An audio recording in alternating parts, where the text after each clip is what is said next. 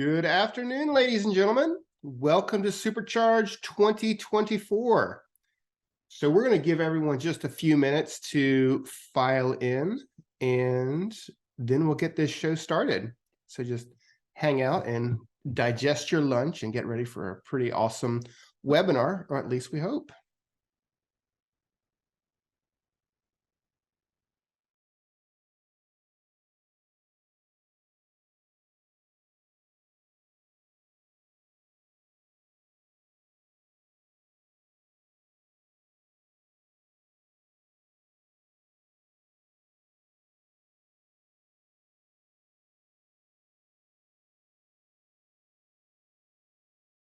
All right. It looks like we got a good number of attendees already in the meeting. So I think what we'll do is go ahead and start off. We're seeing that number climb and climb, which is a good sign. Those people will have to kind of catch up a little bit. We have a little bit of introductions to do first. But yeah, to start off, definitely want to say thank you so much for taking time out of your busy Thursday. I know there's only a couple days left, the remainder of 2023. So we definitely appreciate you giving a little bit of that time over to your friends here at TravelBoom. That will hopefully be a really inspiring conversation. So let's go ahead and just kind of start us off and kind of let you guys know what's going on today. We do hope that we have a lot of valuable information for you today. We're looking around 30 minutes or so of total presentation time, and then we're going to have plenty of time for Q&A after the end of it. But really what we're hoping to do is give you some valuable information, give you some strategies, and give you some insights with what our data has found is pointing in the direction for 2024. To kind of start off, my name is Pete DeMayo. I'm COO here at TravelBoom, and we've got a couple of members of the Boom Squad with us today. We have Alyssa Fariska. Hey, Alyssa. We have Jeremy Razuk, Olivia Clifton, and last but certainly not least, Connor Zarobski. All right. So what we're going to do is kind of give you a little bit of information about TravelBoom. We are a digital marketing agency that specializes solely in helping independent hoteliers in small groups succeed online. So we do anything under the digital realm, from web development, email, SEO, PPC, social, analytics, you pretty much name it. If it's in the digital space, we do it. We're also a member of a larger organization called TBA Worldwide, and they have a series of traditional agencies to help with anything else that might be needed by you under the sun. The good news is there's no sales on this webinar whatsoever. We're not going to ask you for anything. Really what we're here to do is really just share the information that we have. We've done a lot of research that we're going to be sharing with you today, and that's pretty much it. So like I said, there's no sales pitch. You can put your wallets away. We don't need them. But if you like what you hear and you want to learn more, well, obviously it'd be remiss not to say, contact us and we'll go from there. So we're going to be breaking today's agenda up into three parts. We're going to be talking about changes in the economy, changes in traveler demand, changes in technology, and then that kind of wraps everything up. We're going to have some Q&A and whatnot at the bottom. If you have any questions before we kind of dive in, this is going to be a roundtable discussion. We're all going to be chiming in and whatnot to make sure we're giving you the best information possible. But if you have a question, down at the bottom or side, top, I'm not sure where it is on your screen, but in the Zoom admin, it has a little Q&A option. If you click that, you can ask a question.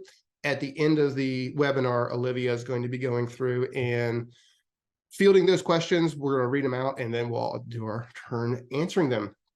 So that out of the way, let's go ahead and dive right in and talk about the big thing that's on our list, which is going to be the economy. But actually, before we do that, a lot of the data that we're talking about today comes from the 2023 Leisure Travel Trends Study. If you haven't gotten a copy of this yet, it's free to download. Just go to travelboommarketing.com/study, and you'll get about 46 pages chock full of graphs, insights, and data that really should help with your 2024 marketing. A lot of that stuff is what we'll be going over today, but it's always nice to have a copy for yourself as well. So diving into the economy, this is a big thing that is going to be shaping 2024 and really everything that we do kind of moving forward. If we look at the headlines a little bit, and you'll see exactly why. We have interest rates rising. We see banks tightening credit. We see student loans coming back in. Inflation is a real concern, and all of this stuff is very likely going to put downward pressure on consumers' ability to spend money on what we want them to spend money on, which is traveling and having fun time at your property. So what are some things that we can kind of look at and see based on this data? Well, one of the things we asked the consumer travelers from our latest study is what is your impression of the economic outlook in your country?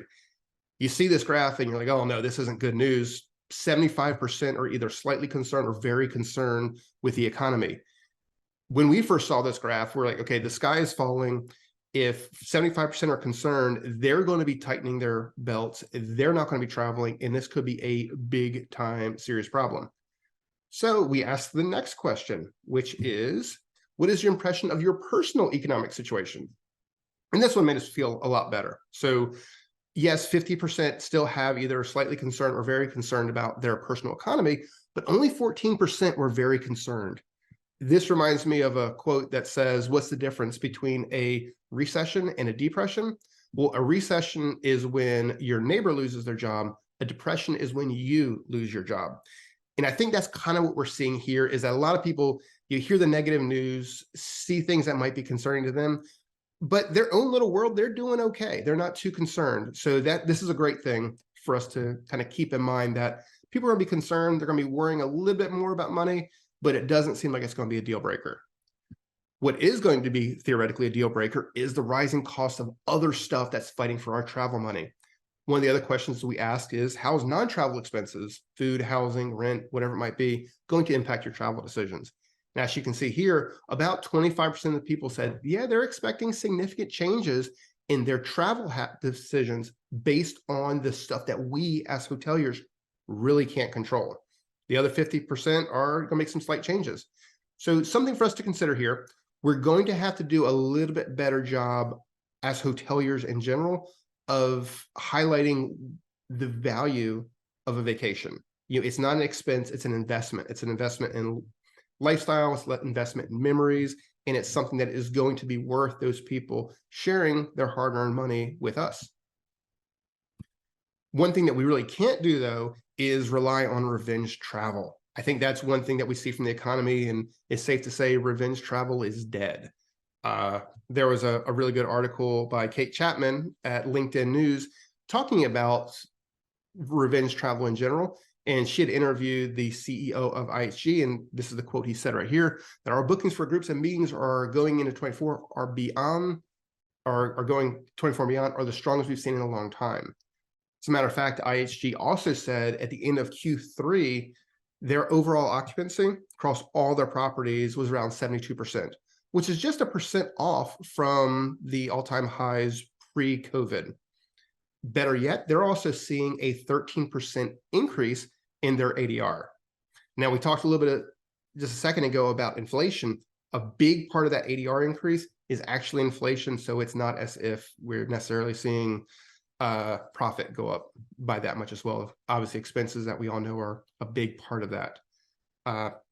So we know that there's some changes. We know that there are, the economy is tightening, travelers changing. Obviously, the demand for travel is still good. I think that's what this says here. Revenge travel is different, but what are the other traveler demands that are out there? And that's going to bring us into that next section where I'm going to turn it over to Alyssa to kind of tell us what she sees. Thanks, Pete.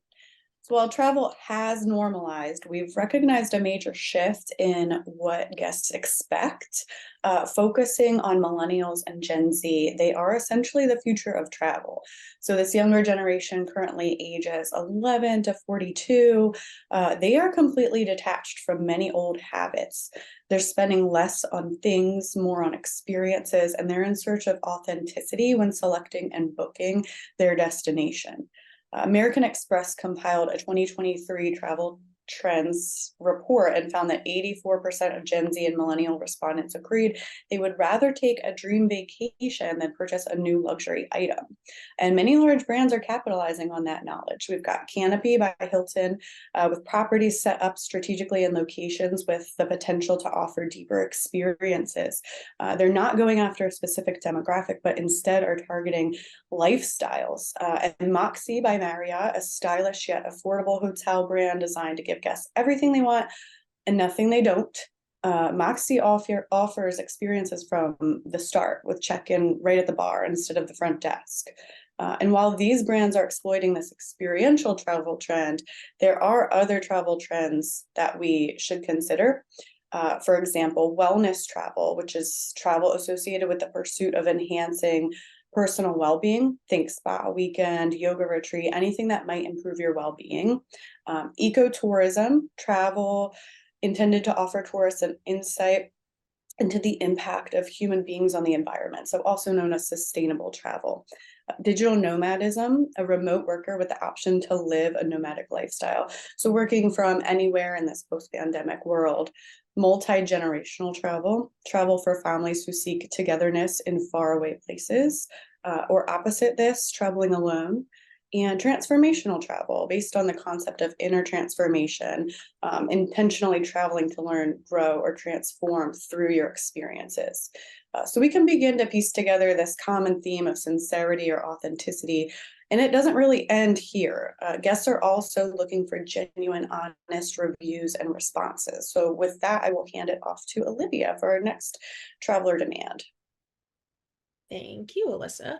So with emerging travel trends like Alyssa just mentioned and a better personal economic outlook, increasing leisure travel, like Pete talked about, an important aspect to consider within your hotel's online presence is reviews. Today's traveler is looking for a well-reviewed property. So not just a high number of reviews, but a number of high reviews. And those reviews should back up the claims that you make on your property about your website, your social media, your amenities page, any ads that you run. All of those are claims that you're making, and your reviews should back that up. They're looking for authenticity, and a well-reviewed property with detailed opinions from other travelers is going to be worth looking into for them, which means that you're going to need to be on your toes with how you handle your reviews. You should definitely take care to monitor reviews across all of those platforms. So Facebook, definitely your hotel's own website, Google and TripAdvisor are typically the biggest player in this industry as far as that goes, so that you can respond quickly to anything that warrants an off-platform response. Like if you need to get more information from a guest with an email or a phone call, so that you're able to address those concerns quickly where you need to. These responses should also showcase your hotel's willingness to hear all kinds of feedback, and you should engage with positive reviews as well as addressing any concerns or suggestions as soon as you can. Recognizing compliments from guests shows your team's appreciation for a good review, and we all love to hear that we did well, right? And those can help build authentic online relationships with your guests and encourage them to return to the property in person. One thing that's, kind of on the review side as well is it can be tricky to manage Google, TripAdvisor, reviews on social, wherever that might be. But the cool thing that the data also shows is in terms of believability, the reviews on a hotel's own website, so your curated reviews, are just as believable and just as valuable as the reviews on third-party platforms. So as we're kind of looking at tips and tricks that you can do, is make sure that you do have a program in place after a stay to get those reviews from customers and guests, but don't just keep them in a little silo in your desk drawer that you look at. Put those out there. If you have a great review or you have even a mediocre review, there should be a place on your website where you can highlight those things. Definitely very true. So while we're already dipping into the online world a little bit there with reviews, we can take it a step further and talk about social media, which is definitely a mystical world. It's hard to understand it sometimes, but we're here to help. We got you. So there are over 5 billion active daily users across all social media platforms. The thought of how to work those giant rooms can be a mystery, but it's an incredibly important part of your hotel's marketing strategy. So it's important to get out in front of it. Our travel trends study, which we'll send out to you guys, actually found that while seeing a hotel's social media may not inspire a trip to begin with, we also found that it's definitely important once that decision to travel has been made. So what can your hotel do on social media to make sure that those folks who are set on coming to your area find you and choose you? Your property social media strategy can help you build authentic relationships. We love authenticity with your guests, which will encourage them to not only leave those positive reviews that we love to see, but hopefully also return to your property and maybe even do a little bit of advertising for you on their own social media when they post about their vacation. So you can use social media to garner reviews, like we've talked about, and you can use it to build brand awareness. So you can use your socials to give guests a genuine impression of what it's like to be on your property day to day and portray your brand as authentically as possible. If your front desk employee says, for example, "Hey, y'all, welcome in," when a guest arrives, there's no need to be overly formal on your social media. The authenticity that today's traveler is looking for starts with personality. So speaking of your property's personality, the American Express traveler study that I think we've mentioned before found that 48% of travelers wanted to go somewhere impressive that they could show off on their own social media. So anything that you can do to be Instagrammable, from the way that your restaurant plates food to small touches in your rooms like gallery walls or even selfie stations or cool places to take pictures that would look great on your guests' feeds, is a great investment in your property's social media presence and building authentic, loyal relationships with your guests. And on the topic of building loyal relationships with your guests, a great way to do that is by incentivizing their stays with loyalty programs, which we will hear about from Pete right now.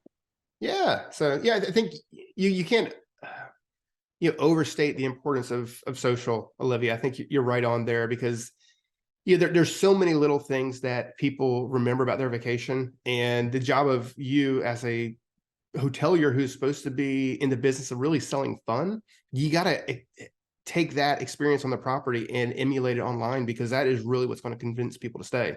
Stuffy doesn't really work, at all. You've got to make sure the magic matches. Exactly. Then make the magic match. We got to remember that one. I like it. But yeah, so the other thing that you can do is really create a great loyalty program. So Nielsen research found that 84% of consumers are drawn to brands that offer a loyalty program. I don't think that's a big aha moment. This is across all types of brands. It could be e-com, it could be lifestyle, whatever it might be. Though it is important to know that it's very important to create those loyalty programs. Our own research found that 68% of leisure travelers are influenced by hotel loyalty programs.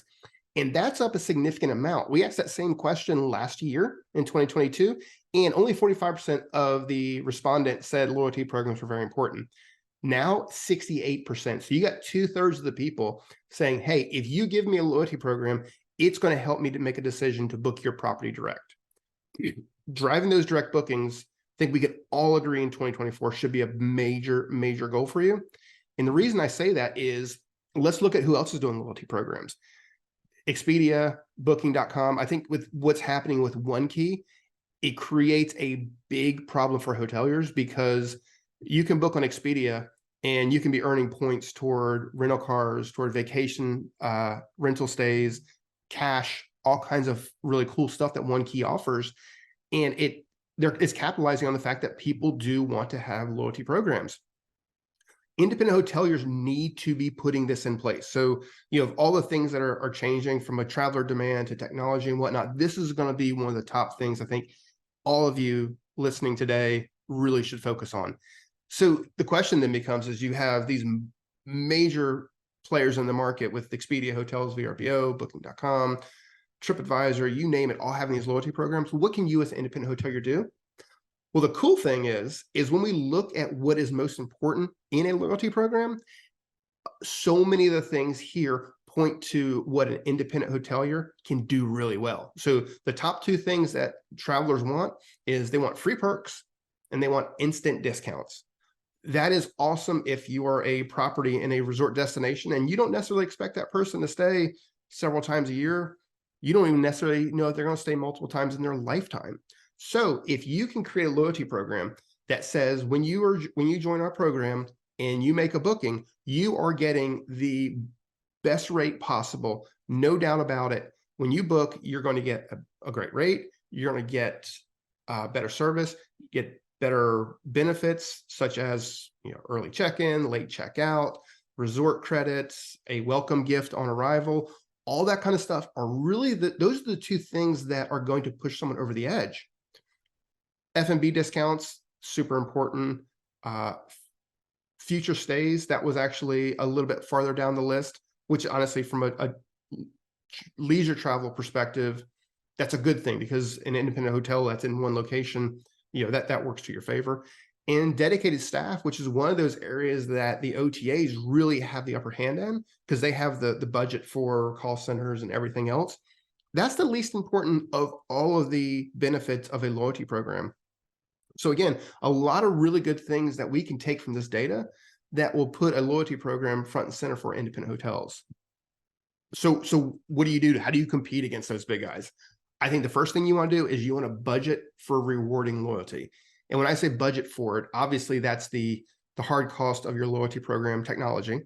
That is the hard cost for any welcome gifts or F&B discounts, but also the budget of the time investment, making sure that your staff is aware that if someone comes to the property and they are a member of a loyalty program, taking the time and budgeting the effort to say, hey, when this person shows up, say, hello, Mr. So-and-so, we're so glad you're here. You're a valuable member. Here's your exclusive welcome gift, and really make them feel better.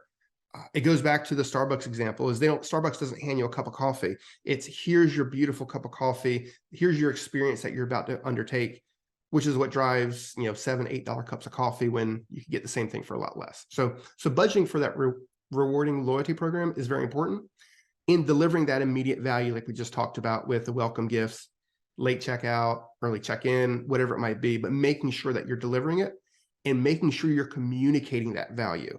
I think this is one of the things where independent hoteliers and some small business owners in general screw up on a little bit. They create a great program and then they don't tell anybody about it. You have to make sure that you're clearly communicating that value everywhere possible. So email, website, the booking process, throughout the booking process, including the checkout page, making sure that you're communicating the value that you would be crazy to book this stay without being a loyalty program member. That goes beyond just the website itself. I mean, think about different extensions in your PPC campaigns, your social campaigns, all that kind of stuff. Everything should be pushing people toward that loyalty program. And then make sure you're proactively engaging guests that are a member of the loyalty program or even not throughout the process. Obviously, you get them when they do a booking, but then leading up to that stay, because you know who this person is, what can you do to further enhance their stay? It could be a room upgrade. It could be offering to sell them additional features between booking and consumption, whatever it might be, but really focusing on going above and beyond, because you know that the OTAs and those big guys are going to be doing that. But really, loyalty is just one small part of the technology that's going to be involved in winning direct bookings. And that kind of leads us to all kinds of different changes in technology. So I think that's kind of where we want to shift to the next thing in changes in technology is obviously loyalty programs are a great one, but also you have privacy. Privacy is becoming a big one. We just said, hey, we're going to try to collect a lot of people's personal identifiable information. Well, we need to make sure we're doing a good job of protecting that data. The death of the third-party cookie is something we all know very well about. It's going to make it harder to retarget. Having a loyalty program where you have people logging into your site is going to help you with that a lot. But then there's also privacy things like GDPR, CCPA, and other consumer data rights advocacy programs. So if you don't know about what CCPA is, it's the California Consumer Protection Act. And if you are sitting in the panhandle of Florida, if you're sitting in New England or Wisconsin or wherever else you might be, this still matters to you, because the CCPA is not about businesses doing business in California. It's about businesses doing business with Californians. So if you have someone from LA visiting your property, they are going to be protected by CCPA. And if you don't provide things like the ability to opt out, a clear understanding of what your data policies are, the right to be forgotten, and a lot of the things that really are a part of CCPA, you can have those California lawyers coming after you, and that's really not something that anybody wants to deal with. Beyond that, in terms of privacy, you have the data anonymity that GA4 is rolling out. A lot of independent hoteliers who have smaller data sets are having to deal with issues of their data not being fully available because it's such a small data set, that GA4 is going to block that so that you don't get that personal identifiable information. And then lastly, from a technology perspective, you have ad blockers, you have privacy settings. All of the browsers updates now are really leaning toward giving people that protection. So it's something that we really need to think about. And now the reason that we have to think about that is the expectation that the customer has of who owns the data. Someone just made a booking. Who owns it? Is it the agency that is managing your website or has your database? No, it's not. Is it you, the hotelier, who earned that booking? You got the direct booking. Congratulations. Now you own that data. No, it is the consumer's data. Our job as hoteliers and marketers is to be the best steward possible of that consumer's information. Because if they can't trust us with their information, why the heck do you think they would trust you with their vacation experience, with something that they has a very finite amount of time that they're dedicating? If they can't trust you for your privacy, they're not going to trust you with that stay. So really put that first and foremost and lean on this as a great benefit that you're offering your guest. To give you an example of what not to do, let's look at some of the privacy fails that we've seen in just the last several months. The first one being booking.com, where they had a breach and there was a big phishing attempt to send fake or scam confirmation emails to potential people saying, hey, you've made this booking. They click, they go to a fake website, and they're stealing more information. It was a big black eye for booking.com, and massive lawsuits ensue from things like that. And then you have MGM, which I don't think anyone will forget the issues that they had, where they actually had a privacy or data breach, should I say, where someone physically used the employee help desk system to gain access to their platform, shut down their booking engine, shut down the casino floor, shut down the front desk, and expose a lot of private consumers' information out to hackers. These are major, major fails, and these are major fails by the big guys. So just keep that in mind. We need to be on our toes and make sure, just as we're trying to make sure the guest has a great experience on our property, we need to make sure they have a great experience and they can trust what we're doing with their data. And that's just one of the many changes. I mean, we're seeing a lot more come from technology that really says, hey, privacy is important, but there's a lot of other things that are important too. And I think that's where we're going to kind of turn over to Alyssa to talk a little bit about the artificial intelligence side. Yeah, so when we think of changes in technology, artificial intelligence is top of mind for me. So AI, or machine learning, is nothing new. The term artificial intelligence actually originated in the 50s, so when the decade Pete was born. Think of the creation of the computer through to the creation of Google and the implementation of algorithms. We can look back to 1997 when IBM's Deep Blue, which was a computer program, defeated the reigning world chess champion and grandmaster Garry Kasparov. We've actually used AI in our digital marketing strategies for quite some time now. An example would be Google's responsive search ads using machine learning to deliver the most effective ad combinations, increasing the potential for conversion. So why is there all of a sudden such a buzz around AI? Well, we now have the capacity to collect huge sums of information that are too cumbersome for a person to process. In the past year or so alone, we've seen the release of ChatGPT, Bard, and other large language models that are now widely available to the public, which is new. So what are some ways that hoteliers can actually use AI to optimize their marketing? From a content creation perspective, video and imagery, long form content creation, ad copy creation, personalization. From a guest satisfaction perspective, using chatbots or review management tools or software. Operationally, in pitches and meetings, through outreach or sales forecasting, revenue management, price optimization, inventory management, all the way through data analysis and prediction.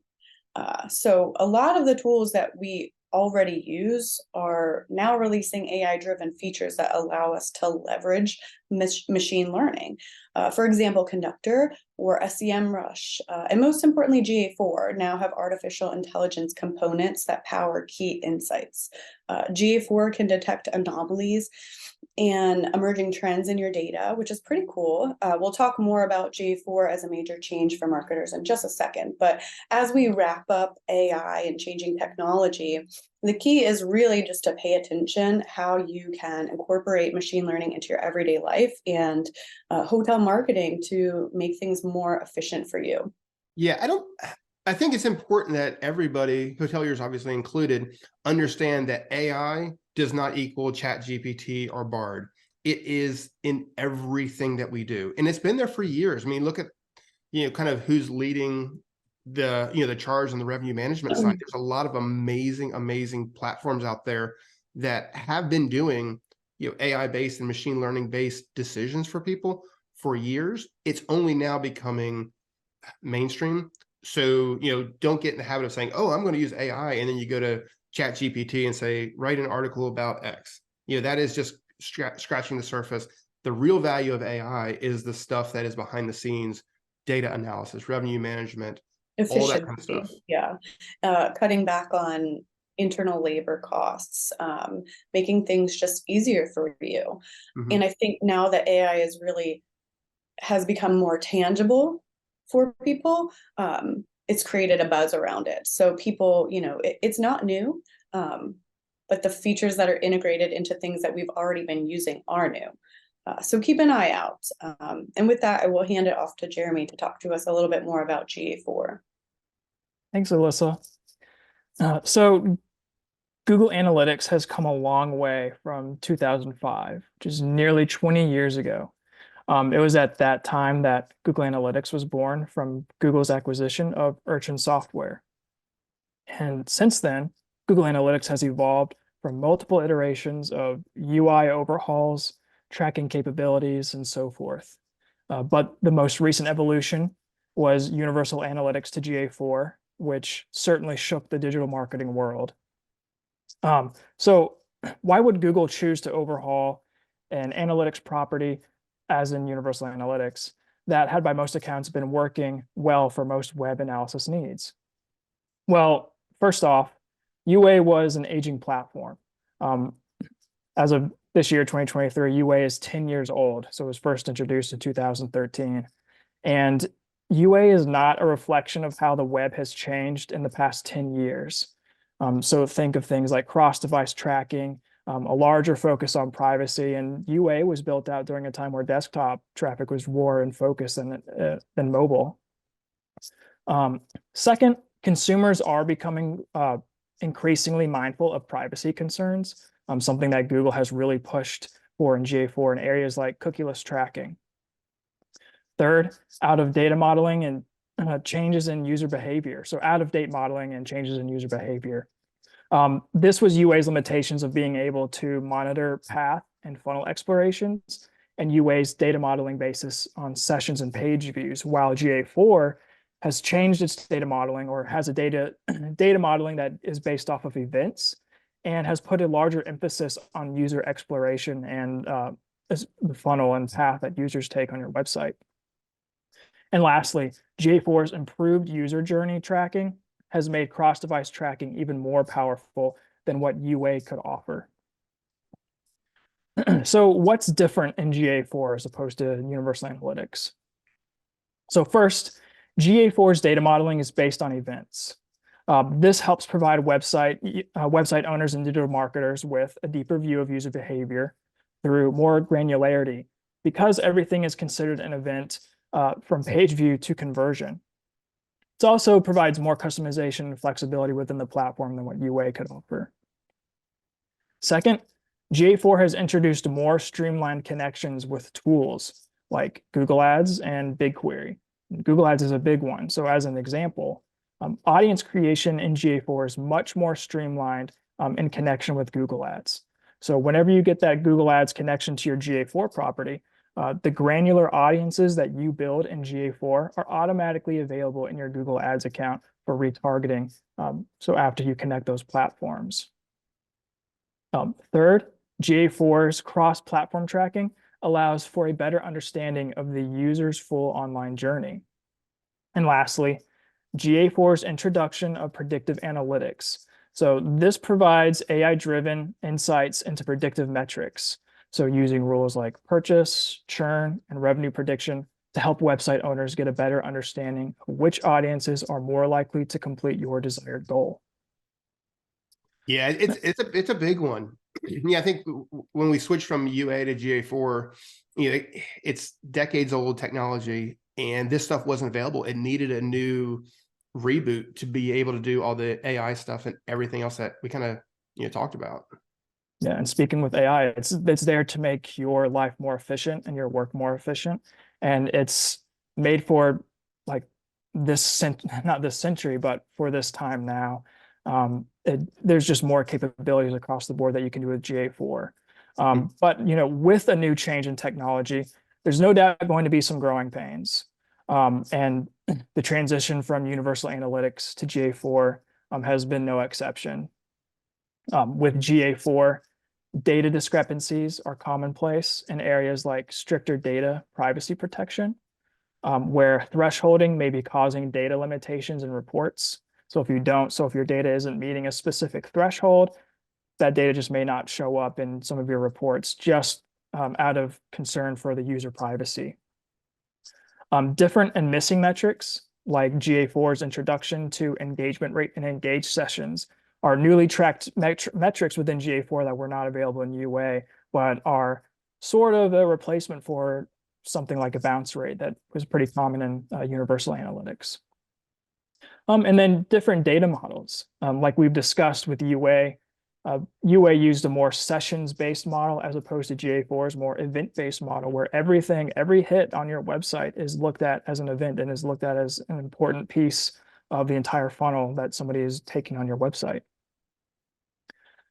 Second, with GA4 being a new property, historical data is limited. Historical data retention in GA4 does have a maximum of 14 months as opposed to 26 months in Universal Analytics. And third, becoming familiar with a new user interface can certainly introduce headaches, as there's little to no similarities to UA between UA and GA4. But GA4's user-centric approach can allow for deeper investigating into your data, and you can make it your own dashboard through many reporting customization options within GA4. So we've gone over the common issues that hoteliers and users in general may have experienced with this transition, but there are solutions that you can implement to mitigate the impact of some of these common issues. So first, BigQuery, which is a data warehouse for data storage and management, can be used to address the limited historical data in GA4 by backfilling data past the 14-month maximum. So definitely something that would be huge assistance with reporting in years back if you ever needed that. That integration is super helpful in terms of backfilling that data and making sure that you have data from the entire time that you've had GA4 running. And then second, you can customize your GA4 dashboard with additional data feeds that allows GA4 to track user behavior across multiple platforms. So like if you have a mobile app and of course your website, being able to track between how users are getting it from the app to your website, or maybe from your website to the app. Third, hoteliers can import data into data visualization tools like Looker Studio, which is a popular reporting tool, or customize their own visualizations within customizable GA4 reports for easier consumption of data.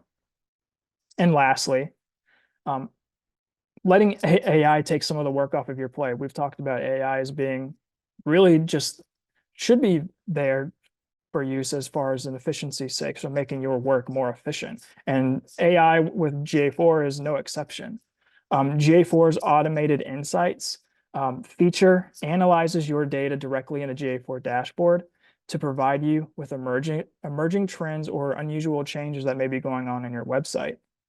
And you can even create your own custom insights within GA4. So there's certainly a lot to learn with GA4 in the short term, but in the long run, GA4 is geared to helping you make smarter marketing decisions in an evolving digital landscape that UA just didn't have the capacity to handle. So for now, I'm going to go ahead and pass it back to Pete. Okay. Well, thank you so much. Yeah. GA4 is a giant headache for everybody. So if you're listening and you're having a problem with it, don't worry, because everybody is. It's one of those things where you start realizing why so many people in the analytics world have gray hair. Is it was a massive change. Things didn't make sense, and we're all learning it together. So as you run into those issues, reach out to us, reach out to whomever you're working with, and discuss those. Whatever problems you're having, odds are a lot of other people are having them as well. Hopefully we won't have any attendees that are analysts. Oh, with gray hair. It's a personal attack from Pete. Yeah. You can see all mine. But yeah, so let's go ahead and kind of wrap this up a little bit, and let's look at 2024 and see what we kind of see on the horizon. I say the first thing is making sure that you are everywhere in that shopping process. We talked about how consumers are engaging hotels obviously on search, pay-per-click, metasearch, social, everywhere else. It's so important that you as a hotelier make sure you are freaking everywhere, because the OTAs are, and you need to make sure that if a touch point exists where you can be, that you do have a presence there. Number two is, I think, invest in that technology that you need to. If it's a loyalty program, if it's better understanding and getting some assistance with GA4, whatever it might be, investing in technology and keeping yourself up to speed. Number three is expect AI in everything. Everyone on this podcast hates my little baking soda graphic, but literally baking soda powered by AI is probably not out of the realm of a possibility for 2024. It's going to be everywhere. Make sure you're using it. It is a force multiplier. And a great quote is, AI is not going to take your job, but people who are using AI can take your job. So make sure you're the person who understands it and you're paying attention. And that really kind of goes to spending time educating yourself. No matter what happens, the person who is paying attention is going to be in a better position to adapt. So spend some time, educate yourself, attend webinars just like this and other webinars. Is so important for you to stay on top of everything, because I think it all kind of gets wrapped up into get comfortable being uncomfortable. Things change fast. GA4 was a major shakeup. AI is a major shakeup. All the other things we talked about are going to be changing and changing faster and faster. So it's important to say, hey, you know what? This is the marketing world I live in, and I need to make sure that, I adapt to it and I get comfortable. So that kind of wraps up everything that we had. We're going to turn it over to Q&A in just a minute. But before that, most of the data that we talked about today came from the 2023 leisure travel study. We're doing a sister study for that called the 2024 hotelier study. Very similar questions, but now we're asking it to hoteliers specifically. We already have a lot of great data coming in, and we're going to be shutting off the data collection portion of that here in the next couple of days. So if you want to participate, and I really would hope that you would, it's great data, and we're going to share all that data right back with you guys. Just scan this QR code or visit travelboommarketing.com/hotel survey, and you can participate in that. Anybody on the show today, if you do that, you're going to be entered to win. You can't see it. There it is. You'll be entered to win a really cool battery pack and wireless phone charging system that I'll ship to you. The only caveat is when you do the survey, you got to make sure you at least put your email address in the last page so we know who to send the lucky USB power battery thingamajigger to. All right. So with that, the question is what's on your mind? Olivia, I know you are the guru of the questions. So I'm going to stop sharing here so we can all see each other. And from there, Olivia, if you just kind of want to read off some of them, that'll be good. Yeah. Can you guys hear me okay? I had to switch my headphones. You guys good? Okay. Sick. Yep. Love to hear it. So we do have a couple of questions today. If there are more questions that anyone here listening live has, we can drop them in Q&A. We can get to those.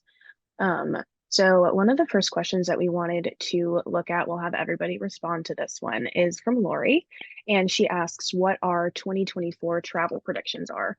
So since I'm already chit-chatting, I thought that I would share mine first. And I'm going to say that my prediction for travel in 2024 is that we'll see an increase in women's group travel, whether it's transformational travel or intergenerational travel with mom and siblings. It can fall under a few of those trends that we mentioned earlier following the Barbie movie.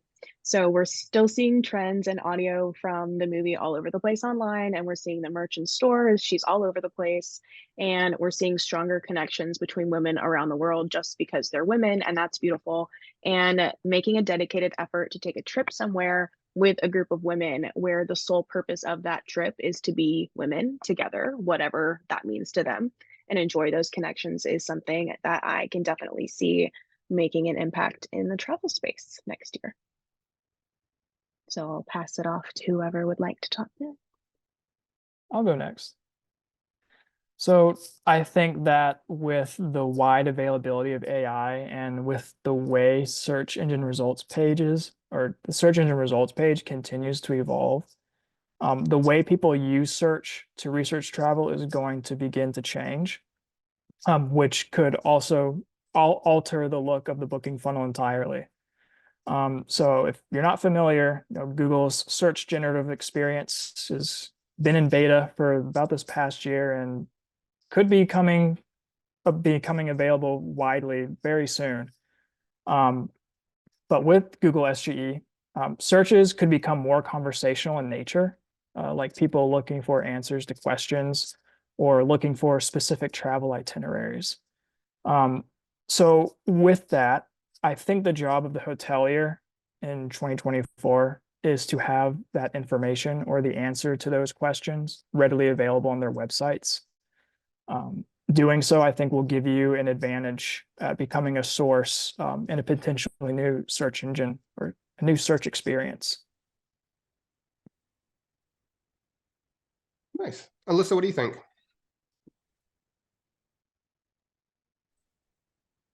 Mine is centered around corporate travel or business travel. So we kind of saw that come to a complete halt during the pandemic. And then in this post-pandemic world, we see a lot of remote workers, more of that digital nomadism that we kind of touched on as a trend.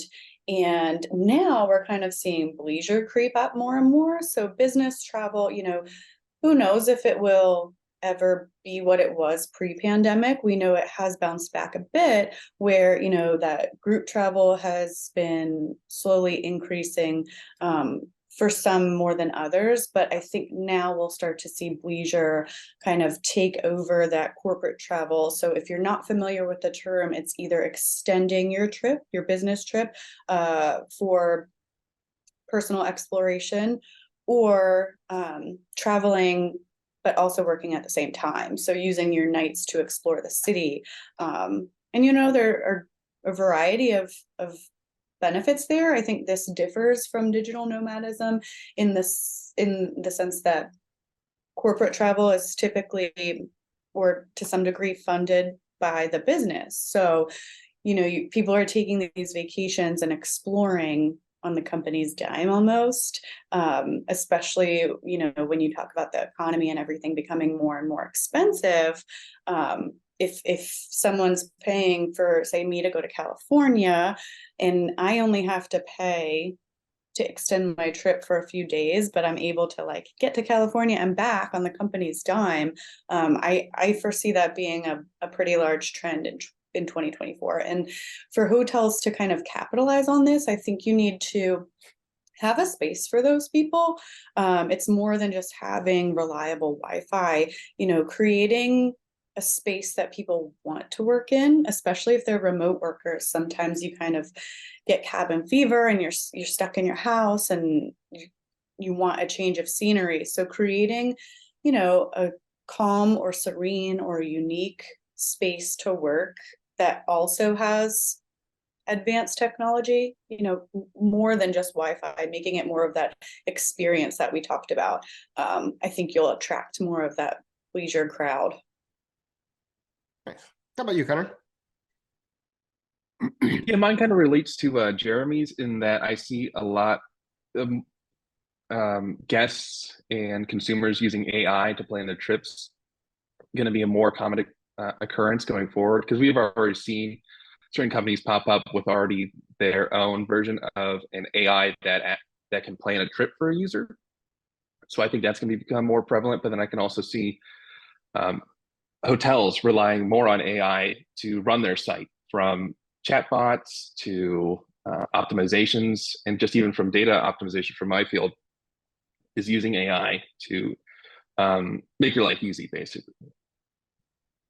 Nice. Yeah, I think that makes a lot of sense. Kind of what I'm thinking in terms of, where those travel predictions, so we saw from the economy perspective is that people are going to be tightening their belts a little bit.